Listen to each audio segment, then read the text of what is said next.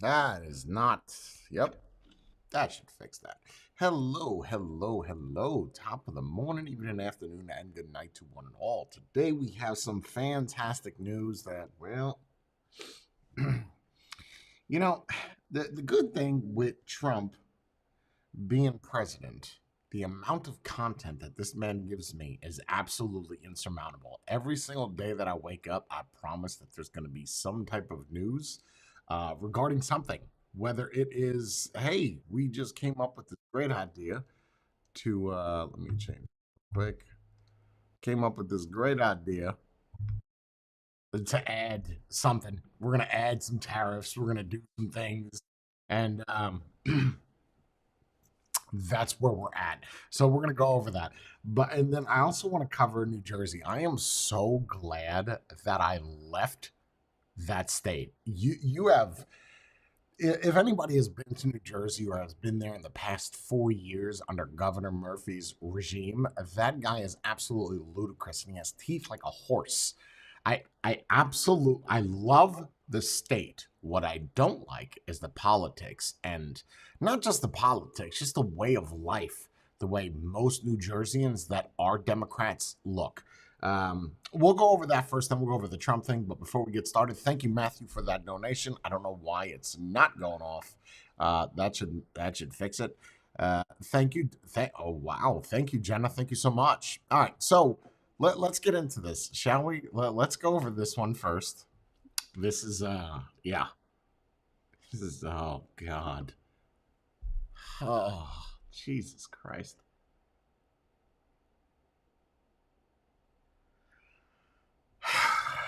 Border since his confirmation. His visit comes as the Trump administration pushes full steam ahead on arrests and deportations of illegal migrants. Molly Line is reporting live out of Boston for us. Molly, the latest Democratic leader to push back on ICE is the governor of New Jersey, standing his ground from his own house. Yeah, this is pretty interesting, Sandra. As these arrests have happened all across the country, thousands of arrests via ICE, the governor of New Jersey is practically daring. The governor of New Jersey is absolutely ridiculous, right? I'm not 100% sure. I think he's either up for re-election or he is done on his last term. I am not sure, but I could tell you what, man. Oh God, he is definitely the worst governor that has been in New Jersey. I don't know how he got elected to begin with. That agency to come to his own house. Democratic Governor Phil Murphy declared this at an event on. Look at his fupa. Check out his pants, bro. You want to talk about... He looks like a friggin' hippie. Saturday that he and the First Lady are allowing someone to stay at their home. And here is how he describes the situation. Tammy and I were talking about, I don't want to get into... Also, you could tell a lot about a man when he sits on a chair and crosses his legs. Right, I'm not trying to be funny. You could literally tell a lot about a man. There's one of two people that are going to sit like that. Someone that's extremely professional, dressed in a suit, trying to get comfortable and look professional. Albeit he's not though. He's not comfortable. He is just trying to fit the cue card. Then you have the other half, which I don't know how else to sit. So if I cross my legs, I'll look professional. That's what he is. He's obviously the latter. Let's just get it. This guy is out of his friggin' tree. I don't know what words are going to come out of his mouth, but he is just,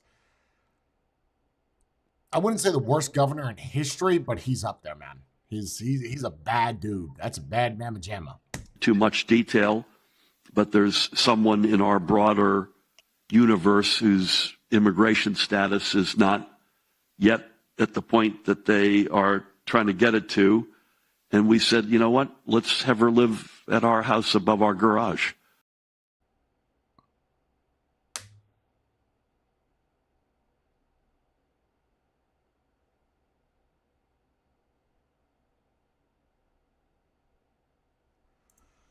Let's try it one more time. Our house above our garage. And good. And we said, you know what? Let's have her live at our house above our garage. And good. So if you don't have to follow the rules, then the rest of New Jersey doesn't have to follow the rules, right? I'm just basing it off of what you just said right there, right? Monkey see, monkey do. If you can do it, lead by example. If you're allowed to just take in a random person that you feel at some point in time we'll get their immigration, and you're a governor, why couldn't you just make a phone call? I'm sure there's somebody that you know in US, ICS, or an immigration, or somebody somewhere that can expedite that process. I don't care what governor you are. You know somebody, yeah? You know a senator, you know either way, and then that person knows somebody to expedite that person's visa or green card situation, yeah? But instead, you're like, you know what? I'm going to break the law because, well, I'm the governor and I can do that.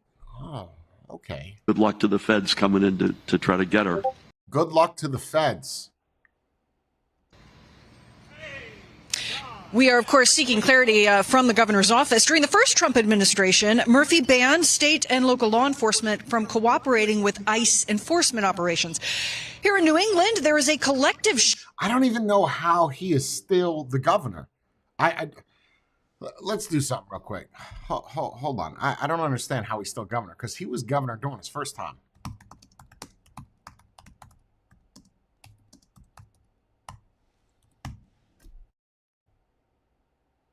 Re-elected 2021. Yeah, 2025. It's this year. He's out. Peace. That's all. Goodbye.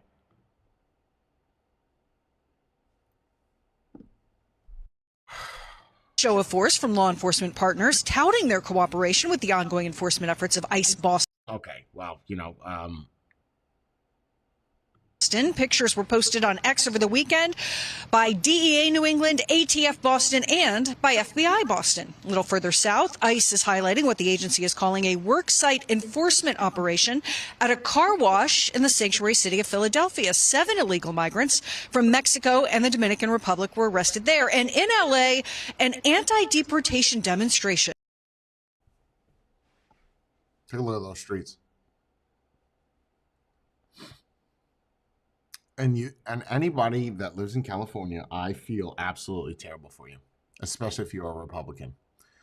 Now, I know you're probably watching this and you're like, oh my God, this guy's ultra right wing. No, I'm not. This is unacceptable. Okay. First off, Los Angeles, right?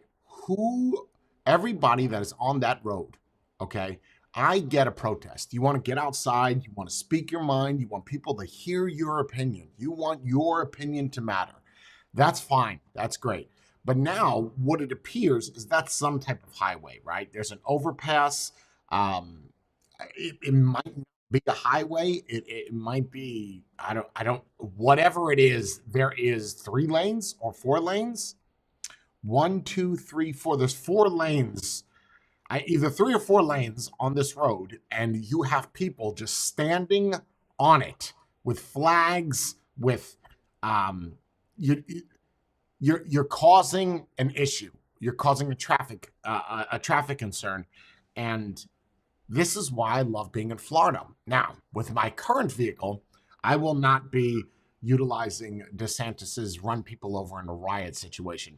But I'll tell you what, if I go down the highway and there's no other way for me to get to the other side to avoid this, I'm going to get through. But this is not a peaceful protest to me. You're standing in the middle of a highway. There's even a dude, if you look in the background, there's a dude walking down one of the 3rd lanes. Blocked the 101 freeway. It took more there you go, 101. than 5 hours to fully reopen that major interstate as the California Highway Patrol struggled to get a handle on those hundreds. How does that stop you from being deported? And it's not like Trump is going around and just rounding up all the Mexicans with brown skin and saying, you know what, you go back to Mexico. Even MSNBC, even CNN, all these other ones are reporting that it is people that have committed crimes. That's what it is, right? I'm not saying that there's not going to be other people mixed into that, but it's not like he's just rounding anybody up that's Mexican. Okay, there's a rhyme and a reason for it. So you just stand in a highway and block the traffic when it's not California doing it, it's a federal thing. What message are you sending? In my mind, that's not a positive message, right? It's not like Newsom is out there saying to President Trump, like their buddies, hey, knock this off, leave California alone. You don't, again, I don't know, but I don't see this happening in New Jersey with that guy, Governor Murphy. I don't see this happening. This will not work. No way. Nope. Don't do this up in Newark on Route 1.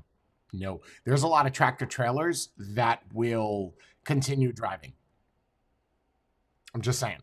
There could be a car seat on Route 1 and you don't know what's in it. The tractor trailer would still hit it. He is on a mission and he's got to go. So don't step on my road with your stupid picket sign and your shit telling me that don't deport. It has nothing to do with California. Zero.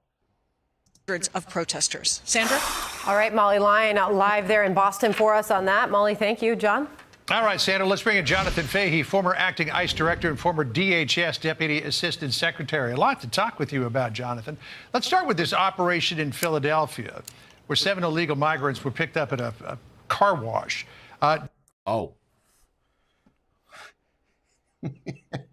So fun story for you. Where I was at in Jersey in Edison, there was a car wash on Route 27. Phenomenal car wash. Phenomenal. Like they would take care of you. You give them an extra $10 when you wash your car. They'll go in and they'll detail everything. And you get like 12 Mexicans. As many Mexicans as possible that could fit. And they might not be Mexican. It might be Guatemalan. I don't know. They might be Ecuadorian. But there's a lot of them, right? And they come out of this car wash like cockroaches. And I know for a fact that at least 60% of them are not here legally, right? Like you can't speak any English whatsoever. Matter of fact, you can't even understand a lot of English. And you're going to say, well, that doesn't mean that they're not citizens. Yes, it does. If you can't understand, if I go to Mexico, I would do my best to understand the Spanish language or at least pick up a translator, something to where I know what other people are saying. If you come to this country, I don't care if you're coming in from Ukraine, it does not matter. You need to learn English. Why? Because that's the native language of this country. And if you don't know the language of any native country that you're going to go live in, not even visit, I think you should learn some of the colloquial terms or just try, just a little bit of effort, right? If you don't know that, you shouldn't be here. I don't care where you're from. The DA of Philadelphia, Larry Krasner, reacted this way. Listen to what he said. Any Proud Boy who thinks hate crimes are cool, thinks I can get away with anything because there's a king in D.C. No, you can't. So he was talking about ICE agents coming to arrest those people there. Your response to what Krasner said, and then what about this idea, have deportation operations now been expanded to include job sites? And should workers and companies be on notice that if they are employed illegally in this country, they could be targets of ICE? Well, first on Larry Krasner's, theatrics, it really is so deeply cynical. I don't know who took that picture or what they took that picture with, but that's got to be a Motorola or a Nokia, right? Like that's got to be one of them dumb phones. Well, first on Larry Krasner's, I have never seen a picture like that since 1994. That looks like a picture that I downloaded in a mail client like Firefox or Mozilla. It looks like a mail. I don't know what took that picture. I don't know, because that is not a picture from a modern phone. That might be a pocket camera from the 90s. I feel like even the pictures that I took in my tour in Iraq with the Sony Cybershot looks better than what that does. That looks like that was hand drawn. Don't put that on the news. Take that off. Give me a different picture. No one else has got a camera there? That's what we're working with? theatrics. It really is so deeply cynical what he's doing because, one, he's going to mischaracterize what ICE agents are doing and also malign them, reminiscent of how Kamala Harris, as a senator, compared them to KKK members. So this not only puts the citizens in more danger because the ICE agents are trying to arrest the serious criminals, the most dangerous criminals, it also puts... From a car wash, though? You got criminals working at a car wash.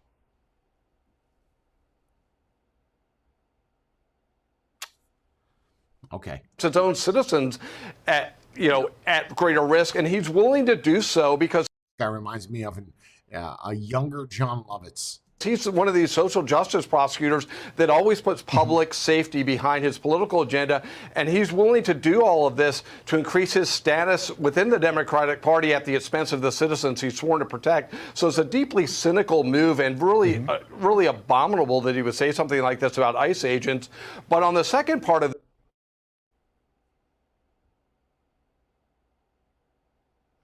what does it say? Free the prisoner, let Gaza live, and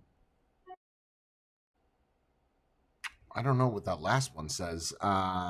This is, are they going to work sites? Well, give sanctuary. Well, this has always been illegal to hire illegal aliens. So I don't know what the specifics of this are, but if people work, if businesses are going to hire illegal aliens, they should be on notice that they're not allowed to. And a lot of times illegal aliens are somewhat exploited in terms of wages and things like that, or at least the way the Democrats used to look at this. So people should be on notice. If you're here illegally, particularly if you've committed additional crimes, you are going to be deported. People that are law-abiding are most likely not going to be deported immediately. And then people that are here legally aren't going to be deported at all, so they don't have any reason to be fearful. Oh, they're on notice, all right, Jonathan, to the point where there are migrant groups that are thwarting ICE and helping these migrants evade these deportations. In fact, the Wall Street Journal wrote the headline, how migrant groups are thwarting ICE when U.S. Immigration and Customs Enforcement authorities in dark SUVs arrived on the streets that day. Another operation began. The community launched its own counteraction, an urgent system of text chains, social media groups, and calls between local leaders.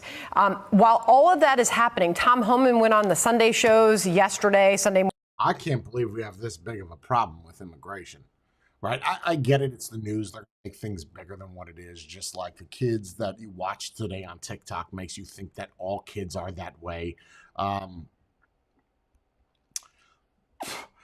really interested as to how bad it really is, right? The news is going to make it seem much, much worse, right? And you're talking about local leaders like what? Like George Lopez at the bodega.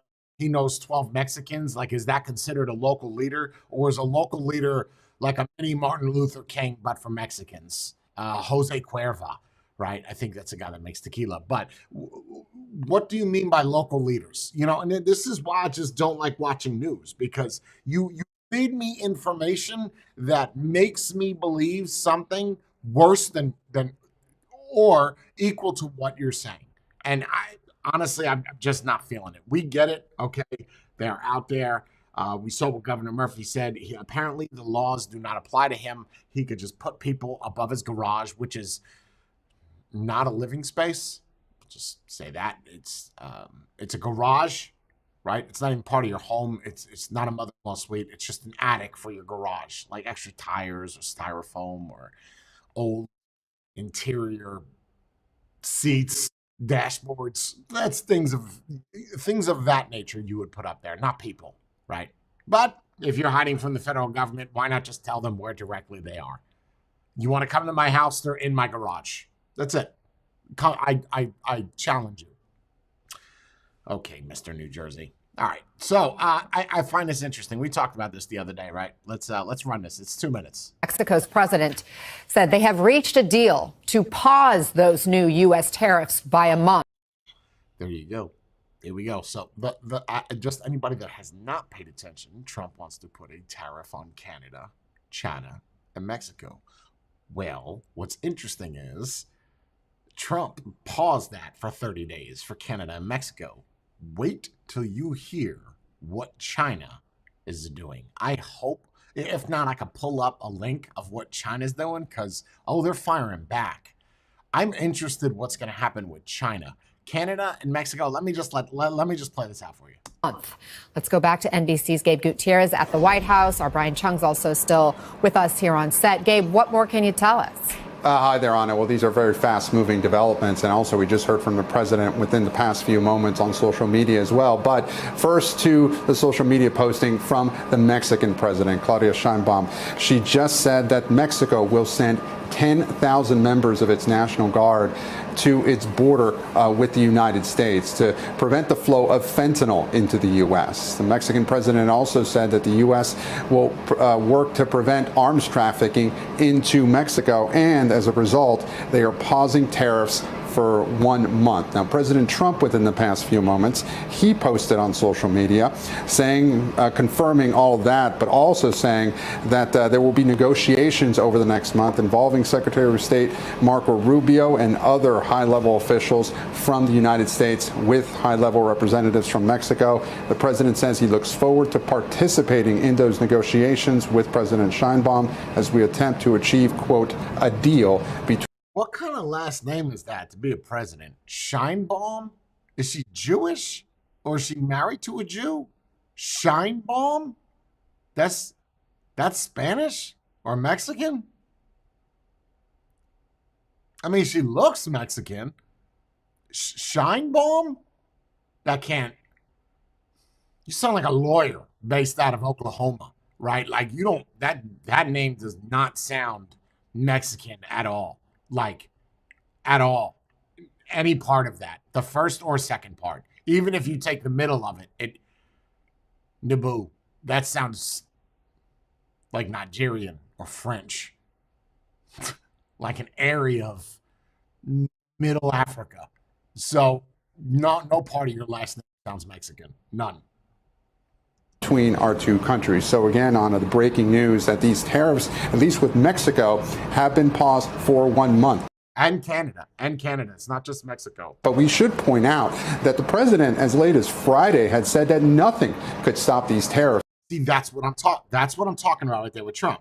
Is we heard that yesterday, where Trump was like, there is nothing that can stop this. This is in the works. This is happening. This is done.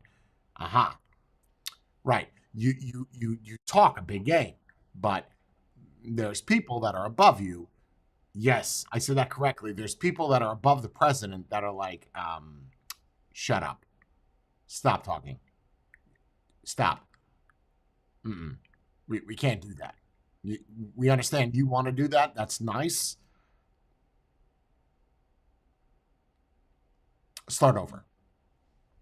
From going into effect. So it appears we're seeing a real-time negotiation here between these. That's why you don't say that. That's why you don't get on TV and you don't do a press conference and say, you know what, no matter what, yes, there is no way this is turning back. This is 100%. Stop that.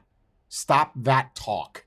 You did that in your last term on Twitter, your last 6 months. I get it. This time you're not worried about getting reelected, but your buddy over there, J.D. Vance, is. Lead the way. Pave the way for him. Don't make it a bumpy road. Don't, especially in your first month. Unless he plans to not be here in 6 months. If Trump's on his deathbed and nobody knows and that's like the dying secret and he just wants to get all this shit out before he passes. These top allies, and the president saying that he spoke with Mexico's president just this morning. Now, the question becomes, Anna, what will happen to Canada? President Trump said that he spoke with Prime Minister Trudeau just this morning, and he plans to speak with him again at 3 p.m. this afternoon. So there remains a real possibility we could see these tariffs avoided, at least in the short term, before they take effect at midnight tonight. But again, see, people don't understand, right? If these tariffs go through, anybody doesn't know what a tariff is, basically it's taxes. Okay, that's all that it is. It's just another word for taxes. If they don't. So when Trump was coming into office, his goal was to get down the inflation, get the eggs. Fun fact for you, I think it's during the gold rush that each egg back then was $3 an egg for one egg. In today's money, that would be about $140 per egg. Per egg. So don't talk to me about inflation, right? But that being said, if he does that, the prices that we have that are up now, other things, your eggs might go down, but then other things will go up, right? Because that means that those taxes have to be, those companies that are going to be taxed, whatever, J lines, that's going to be taxed. I now have to make that money somewhere else because I'm out of pocket with that. That means the value of that goes up. That same thing with e-bikes, same things with like when I get e-bikes or someone orders an e-bike for from China, guess what? That's going to have a 10% tariff on it. And it's just going to come out of your pocket. It's one thing, and Trump's first stint, he did tariffs as well, but a lot of those companies took baths on those. That's fine. We'll wash it, we'll do it, whatever. But now you're going this hard. I don't know the last thing that I purchased from Canada to where I'd be worried about the tax. I guess juice would be the only thing that I would say. That being said, let me go over to this because this guy's just talking. Willie, we're just listening to Caddy on Way Too Early, talking about how Donald Trump sort of plays it by ear. The people around him talk about how, you know, he'll go out, he'll say he's going to do something. Finally. See how it works out and then move around. Anybody that's read the first 3 pages of Art of the Deal know that's what he says he does. He shows up in his office, he sits down, he takes phone calls, and he sees how things are going to shake out. I'm sure he also was looking at the markets yesterday. That guy's got a friggin' newspaper in front of him. I haven't seen a newspaper since 2004. Where did you get that from? How you get that? Do you have like a printing press at MSNBC? How you get a newspaper? They still make those? How you get that? Everybody got this guy's got a bunch of notes on his desk, right? Like I don't even see any type of electronic devices. These people are outdated, right? Like, I don't know if I want to take any news from them because by the time they get the newspaper, I could have read that article 3 times as fast as you getting in your car, going to pick up a paper and then reading it and then broadcasting it. I could just open up my phone and see that same article. That is ludicrous. A newspaper? Sit down. Shut up. I can't take any advice from you. I don't even want to hear what you have to say because you're going to be reading news from 6 days ago. Pre-market trading, and don't do that. Don't show that. Don't. That's old. So we get this, of course, Wall Street Journal talking about how I don't even feel that's not even real paper. That's not. I don't know what that is. The trade deal is delayed. Certainly on Mexico and Canada are 2 closest trade allies, and of course with Mexico, we got a positive deal, and Mexico feels like they got a positive deal. Do they not? Whoever this guy is on the left, does he not have a production team like where they can B-roll the article or pull it up on screen or I don't know, have an iPad? They're zooming in on a newspaper.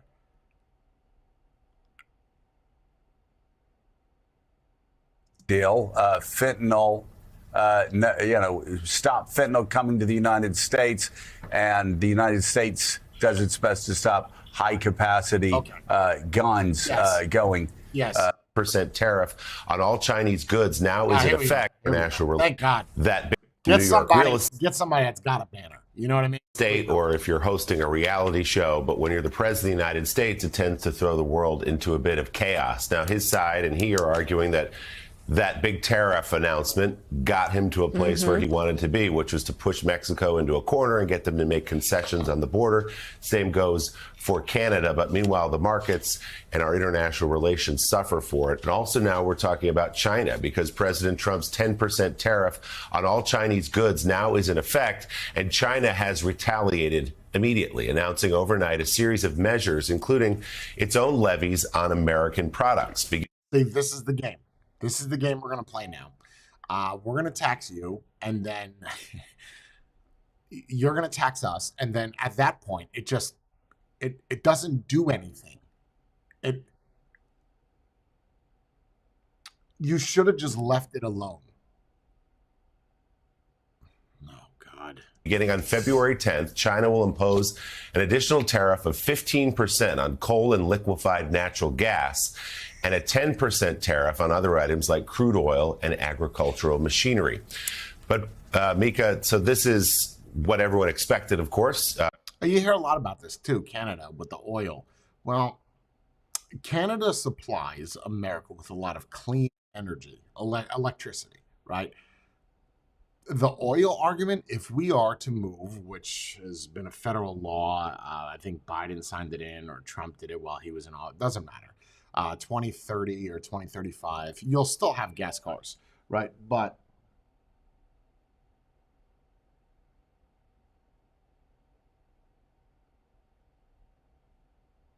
oh, that's Waketown Production just texted me. But you can't do this, right? This is just bad. We're gonna get to a point where we just use electricity, and then that oil that you want to tax is, we have enough of oil here anyway, right? You could tap the reserves to last us till 2030. Right? You just start he wants to drill, maybe drill. Hey, you do that. Who gives a shit about the taxes from oil from China? Escalation from whoever you put the tariffs on, whether it's Mexico or Canada or China. Again, the president saying this is basically a negotiating tactic, and we'll see if it turns out to be that way in China's case as well. And was the deal that was struck with Canada a deal that we've seen before? President Trump is backtracking on 25% tariffs for Canadian and Mexican goods. Now, the move comes after the leaders of Canada and Mexico announced plans to ramp up security at their borders to help combat the transport of drugs and illegal immigrants into the U.S. Regarding Canada, Trump posted on social... I will say this about Trump. Him doing this and going this hard, this fast, it's actually working, right? It is. Even if it's getting 20,000 people out of America that are here illegally, it is working. So good on him. You know, I can't remember, and I've been around for 40 years. I've paid attention for the last 25 maybe. I can't remember the last president that has done this much in less than 30 days of being in the office. Matter of fact, I can't remember a president that has done this much ever in their whole career of being a president, right? Like, you are making moves, man. You're saying a lot of shit on TV, but you're actually doing things. So if you throw 10 axes at a time and one lands, at least you got one thing done out of those 10. That being said, you are doing things, yes. Social media yesterday, the tariffs would be paused for 30 days to see if a final economic deal can be reached with the country. Additionally, Canadian Prime Minister Justin Trudeau revealed Canada would implement a $1.3 billion plan to reinforce the border. I thought he was on his way out. Didn't we just cover this? Like, nobody wants him anymore. He's supposed to be gone. Why is he still making decisions? Or was that just like a coup? Was it fake? Was it all a ruse? Because they were talking about somebody coming in and replacing him. This guy is still up there talking. With new technology equipment and nearly 10,000 frontline personnel to coordinate with the U.S. to stop the flow of fentanyl. One interesting note, Trudeau's announcement yesterday was a repeat of the same border plan that... He is a goofy-looking character. You know, like that is a funny ad hominem. He reminds me of a cartoon character. That's all I'm saying. Like, grow a beard, you know? Yeah. He looks like the oldest 14-year-old I've ever seen. Canadian government unveiled in December during the Biden administration. And earlier yesterday, Mexico's president announced that her nation would immediately reinforce its northern border with 10,000 National Guard members to address drug trafficking. Trump stated the U.S. will continue negotiations with Mexico over border security day tariff delay. You know, Mika, an interesting thing happened yesterday during the president's signing ceremony inside the White House. Rupert Murdoch was there. Yeah. And somebody asked what he thought about the Wall Street Journal editorial page calling this the dumbest, I think the dumbest trade war ever. And he said, sometimes I don't agree. with the Wall Street Journal editorial page. Today would be Why are you holding up a newspaper? one of those days as well. Because, of course, the Wall Street Journal editorial page, like most economists and people that read the Wall Street Journal, have long been opposed to the idea of tariffs. And so in its latest editorial titled, "Trump Blinks on North American Tariffs." Oh, my. Oh, my. That looks like that was put together in Paint Shop Pro. Is this a low budget MSNBC? Is this what happens when Trump takes over? You run out of funding and you don't have you don't have a computer to pull up graphics? This is what do you got the kid fresh out of 8th grade? Oh God, that's not a newspaper. That's no newspaper I've ever seen. That editorial board writes in part this: if North American leaders need to cheer about a minor deal so they can all claim victory, that's better for everyone. The need is especially important for Mr. Trump, given how much he boasted that tariffs are a foolproof diplomatic weapon against friend or foe. Mr. Trump can't afford to look like the guy who lost. Mexican President Claudia Sheinbaum in particular. There's that name. There's that name. That's got to be your husband's last name, right? It has to be. Particular seems to recognize this, and so far she's playing her trump cards with skill. None of this means that tariffs are some genius power play, as the Trump media chorus is boasting, writes. Boasting. It's boasting, not boosting. It's the Wall Street Journal editorial page, certainly about other people within their. Someone want to get me on CNN or something, or MSNBC? I'll clean up real nice.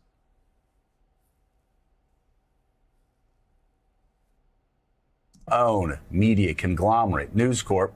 But they go on and write, Mr. Trump's weekend tariff broadsides against a pair of neighbors has opened a new era of economic policy uncertainty that won't calm down until the president does. As he warned many times before Election Day, this is the biggest economic risk of Donald Trump's second term. And that's what, as they warned beforehand. And Caddy, I thought, is very interesting. It's a whole Zoom panel. Wow, we just turned on everybody's camera at once. Holy cow. You're taking. That's a panel. Again, politically, on how this was all going to go down. There were people that were close to Donald Trump. Oh, my goodness. All right, we got one more. We got one more over here. This 1.1 million square foot warehouse in Fort Worth, Texas, millions of dollars worth of goods are stockpiled ahead of potentially sweeping tariffs expected to be levied against China. And you know what's crazy is when this does finally roll through, whether it is 8%, 15%, 20%, a lot of the stuff, I mean, you just go on your Amazon right now and just browse and take some screenshots. I guarantee you by March or April of this year, those prices will increase, whether it's by 30 cents, 40 cents, whatever. You pick a price, they will increase. And that I don't see the benefit for us as Americans right now. I could see if you were saying, you know what, I'm going to get rid of the income tax. I feel like that is something he just said. I don't know if he specifically said that we're going to he floated the idea. Maybe we get rid of it. Okay. So that's not saying you're going to do it, but I feel like a lot of people are putting a lot of eggs in that basket. But if you do this and you up these prices, how does that help us? I get it. You're going to say it helps us pay the debt. I could give a shit about the debt that we have with Canada and Mexico. I honestly, I don't care. I don't buy anything from either of those. I get it. You're going to say, well, it's not about you. It's about the nation as a whole. No, because everybody else compares or complains about the inflation that we have with eggs and groceries. Well, if these tariffs do go through, it's not just going to be eggs and groceries. It will be everything. I mean, even your Sony cameras, even your iPhones, your anything that comes from China, Canada, or Mexico. I can't think of one thing that we need to get from Mexico that we can't have here. I got nothing. I guess you could say coffee, but we could just get that from Colombia. Right. Cartel is going to stop doing the drugs and the fentanyl and start smuggling in coffee beans. Mexico, and Canada. This is a import-heavy economy. Most of what we consume comes in from Southeast Asia and China. A lot of those goods might be coming in and have a tariff slapped on them. Front-loading is a tool companies use to buy and store their goods in advance, in this case to avoid pricey tariffs.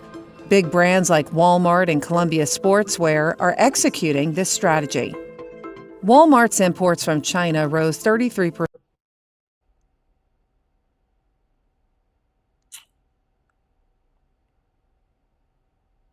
from 2023 to 2024.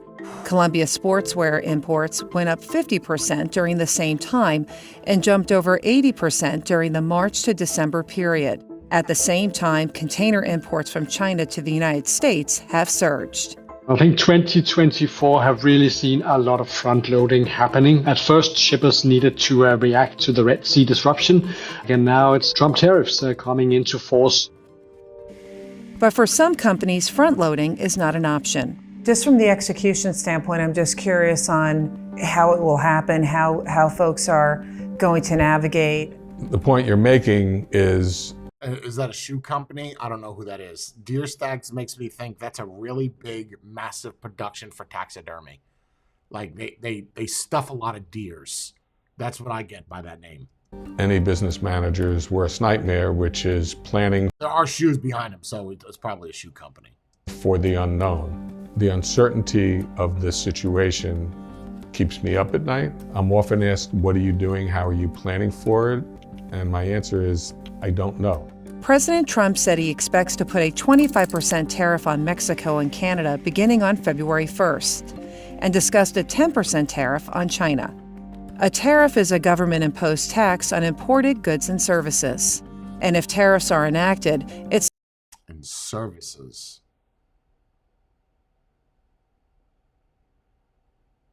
Oh, like the boat coming over and delivering it. It's not only companies who will see higher prices, consumers will as...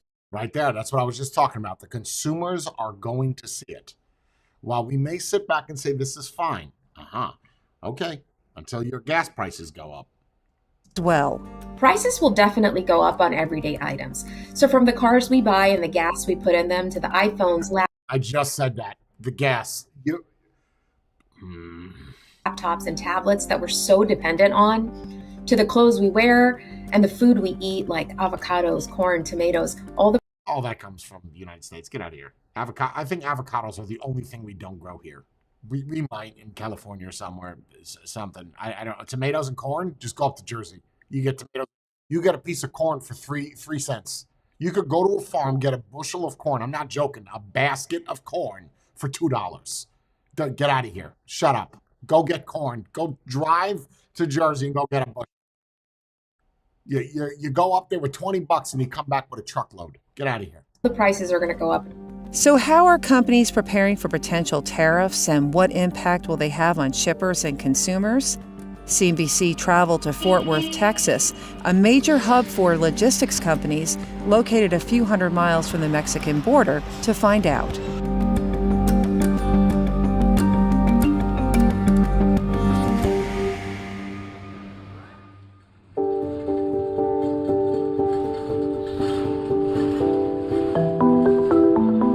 Paul Brazier is the head of global supply chain for ITS Logistics, a leading U.S. shipper with annual revenues of about $1 billion. So tell us a little bit about this facility.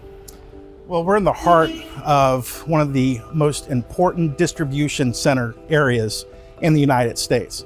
Dallas-Fort Worth services pretty much 75% of the United States. Within about 2 days, everything comes through here. So you've got electronics, you have infrastructure goods, you have food. The warehouse is also filled with Chinese and Mexican goods and components to avoid potentially expensive. Yeah, and that's the next thing is now that you have stuff that is Chinese and Mexican, right?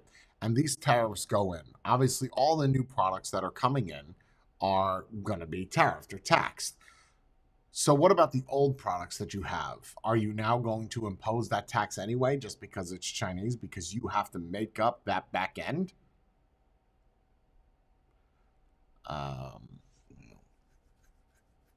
I would think that that would be illegal because you weren't taxed on that. So you shouldn't be able to put that tax on there, but companies are going to do it anyway. Expensive tariffs, many of ITS's clients have front-loaded their products. Starting in November of 2024, shippers of all sizes started bringing in their product to avoid the Trump tariff. Lenovo imports from China rose 22% from 2023 to 2024. How many of these products that we're surrounded by with are sourced from China? I'd say well over half. It comes in large quantities. It comes in ocean containers and trucks. The biggest category of product here being front-loaded, components used in infrastructure projects. So right now you're looking at 500,000 square feet of product that is used for domestic consumption. Sorry, did you say 500,000 square feet? That's 500,000? And that's one warehouse? Ooh. These are components that go into the things that are building our bridges, our roads, and electrical equipment. See, that should be made here. If it's for our roads, our electrical equipment, I'm sure we could have businesses here do that. But see, that's the next problem is now that you start making these things in America, the price is also going to go up. Here in the States, especially on the infrastructure side, there's a ton of Chinese-made goods that are being shipped forward right now and have since November. And what's the reason behind the front loading, particularly when it comes to the components for infrastructure? And what are you going to do in 2025? Sure. Well, those budgets are made 2 or 3 years in advance. And if you have a 20% increase in the cost of goods, that blows most of those budgets out of the water. Data from Import Genius backs that up. Imports of solar panels, AI server racks, backup power supplies, and lithium batteries that are used to power data centers surged in the second half of 2024. Consumer goods like sweatshirts and smokeless fire pits are also sitting on these warehouse shelves. Walmart and Columbia Sportswear, they're front-loading in a lot of... No offense, who the hell buys Columbia? I feel like that's a ski company. I get it. I get it. We buy things that are not in the field that we're in. Like I've bought jackets that are for fashion models, and I'm not a model, nor do I know anything about any type of fashion. I wear Affliction and Ed Hardy, right? So I get that, but Columbia, why are we using them as an argument? Like Walmart, sure. Amazon, sure. Columbia? Okay. Product ahead of these tariffs to try to mitigate those increase in costs. Warehouse is not cheap. The medium size and the small importers are the ones that are probably the most adversely affected by these kinds of decisions. The larger players in the market, they have a huge distribution center network.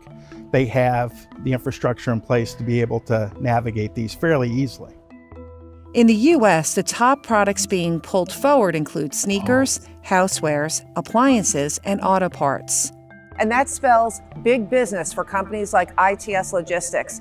ITS Logistics makes money on several different fronts. They make money not only by moving each piece of product, they also make money by storing the items.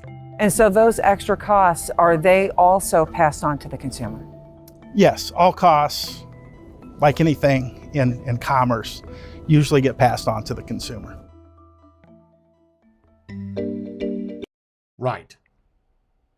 Yes. Which, for anybody that's not listening, basically all prices of things that you now love will go up 20%, maybe even 30%, 40% to make more money. Yes.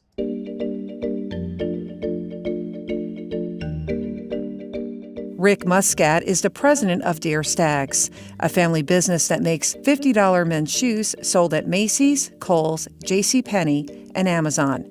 The business imports about 2 million shoes annually, and about 98% of those are made in China. Oh my God. So we're in your showroom. Who exactly comes here? This is where we work with most of our retail buyers. They come usually every December and June for a major trade show. Footwear, at the center of the last trade war, is back at the forefront of the dispute with China.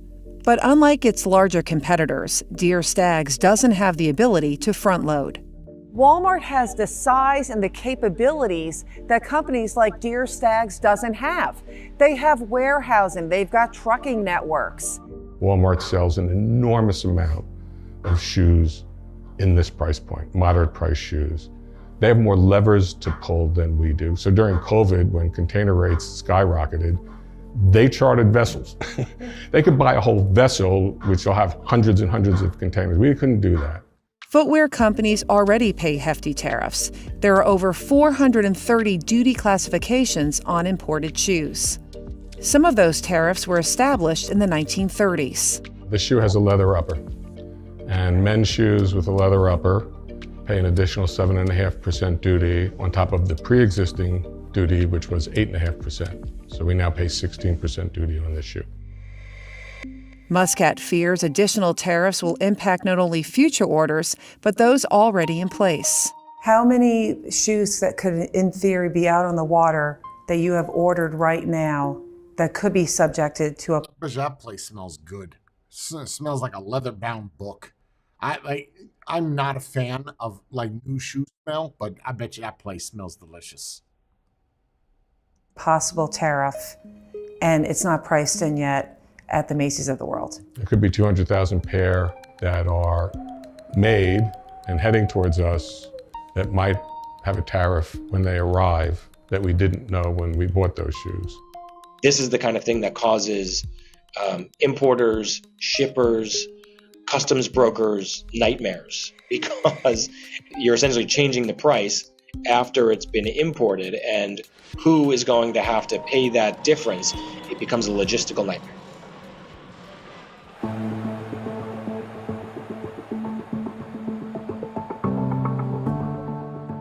To prove he's on the hook for the tariffs, Muscat showed us his invoice from U.S. Customs. Can you explain to us what exactly this is and show us in terms of who is paying the tariff?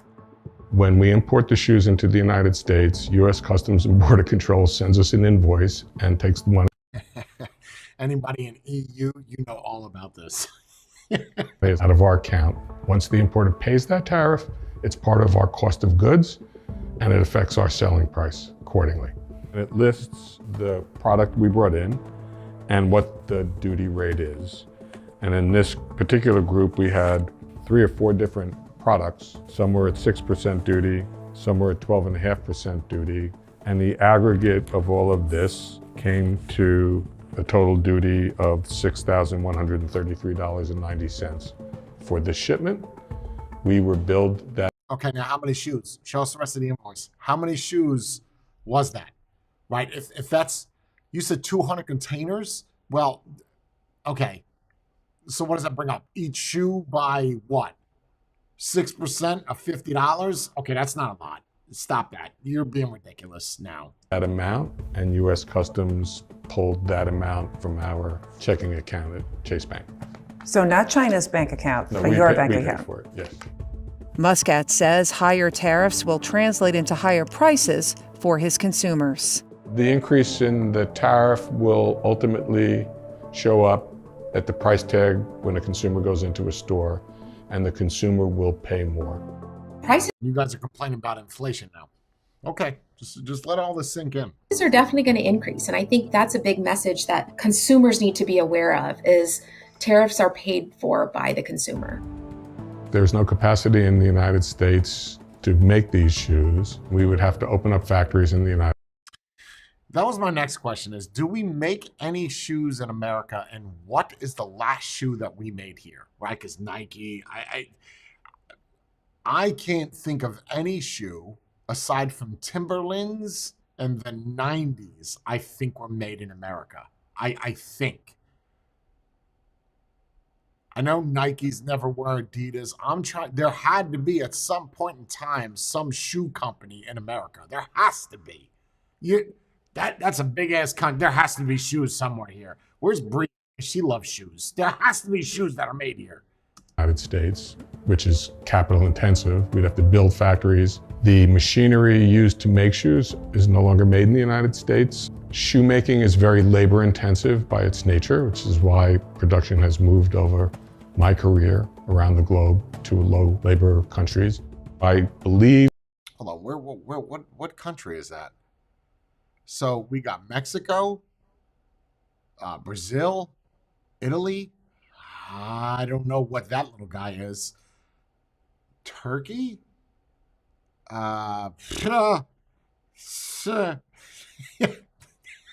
Space. Philippines, China, Japan, India, Nepal. I mean, yeah, okay, I got that. I don't know what this little tiny guy is right here. I don't know what that is. But if that little tiny guy can make shoes, why can't we make shoes? Countries. I believe that the chip industry got an enormous subsidy from the federal government to build manufacturing plants in Arizona with billions of dollars. But I haven't heard anything about government funding. Yeah, Bree, okay. And some insanely priced New Balance shoes say they are made in the USA. That's what I'm saying. There has to be shoes that are made in the United States. I find it very hard to believe that we don't make any shoes in the United States.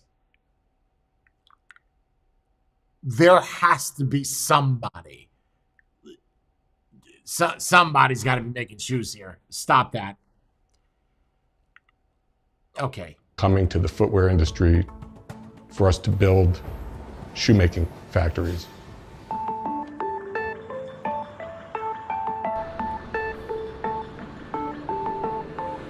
ITS's Fort Worth warehouse is located about 400 miles from Laredo, Texas, the largest land port in the U.S., accounting for 35% of all U.S.-Mexico trade that crosses the border. And what about Mexico? How much of Mexican trade comes here? More and more. There's one whole side of this warehouse that's probably 50% Mexican goods. But higher tariffs on Mexican goods could disrupt that pipeline. The expansion of tariffs on Mexico and Canada, how is that going to impact the flow of trade? Mexico is our largest trading partner. It's going to adversely affect it in a myriad of ways. It's going to increase the cost to move goods. There's not going to be enough equipment to load either northbound or southbound. If there are additional fees added to just the movement of goods, it's going to impact the consumer both here and in Mexico. We could get to a place where that flow just stops. In 2024, Mexico was the largest importer of goods to the U.S. ahead of... Wow. Okay, so that kind of, I get why Trump's doing it now. Look at the top three, right? Oh, top three. I know that he was mentioning something about Europe, right? And Japan, too. He's meeting up with Japan. But Vietnam, South Korea, he ain't going to touch South Korea. Taiwan, Ireland. What the hell do we get? Potatoes? What do we get from Ireland? In India, I get that. Mexico, China, and Canada. Oh, my God. Wow. of China, accounting for $466 billion in imports. Mexico also produces 3.5 million vehicles annually. 76% of those are destined for the U.S. market. Distribution facilities just like this one also handle exports. And the big threat with the trade war is retaliatory tariffs. Okay, I see you in chat. There ain't no way that those numbers that are posted there are from whiskey alone. That is ridiculous. There's no way that's right. You're saying we did $95.8 billion in whiskey? Get the fuck out of here. No way do I believe that. That's ridiculous. $466 billion. Mexican President Claudia Sheinbaum are destined for the U.S. market. Distribution facilities just like this one also handle exports. And the big threat with the trade war is retaliatory tariffs. Mexican President Claudia Sheinbaum said her country would hit back if tariffs were imposed. The nation's economy minister said 25% tariffs on Mexican exports would impact U.S. companies operating in Mexico, particularly automakers, costing 400,000 jobs. The other item that we may not want to forget here, of course, is that Yeah, see, that makes sense, Jordan. I've heard that before with the drugs. I remember Frankie mentioning that with certain Tylenols and shit like that are made in Ireland. It's definitely not whiskey. At 95 billion, you know how much whiskey that would be? other countries will retaliate. China will retaliate. Mexico will retaliate. European countries will retaliate if we become more hostile for them. 25% tariffs could reduce Mexico's GDP by 1.7% over the next 5 years, while increasing the country's inflation rate by 2.3%. And how much? U.S.-Canada trade. Yep. Okay, now please use that same number and now say how much that's going to increase our inflation. Right? Okay, so we put that tariff on them, but now that we have to pay more, how much does that increase our inflation? I think that is the key number right there. May also be thrown into turmoil. Canada, the largest source of U.S. petroleum and crude oil, a top mineral provider for EV production, is also a major supplier of chlorine used to disinfect drinking water. Almost all of Canada's chlorine exports go to the U.S. How regressive is a tariff when it comes to the impact on the supply chain? Well, it's a pass-through cost. Everything that we do gets passed to the consumer somehow. And this is another additional cost in supply chain that needs to be accounted for somehow. And in most cases, that gets passed on to the consumer as well.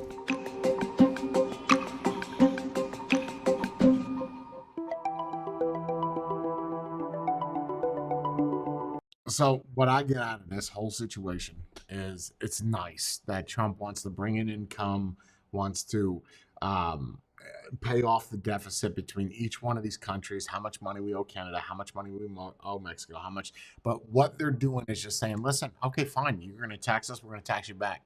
And then you get in this trade war now until you come to some sort of agreement. And this is going to sound really bad. If this is all over fentanyl and immigration, I do think that those are important. I do.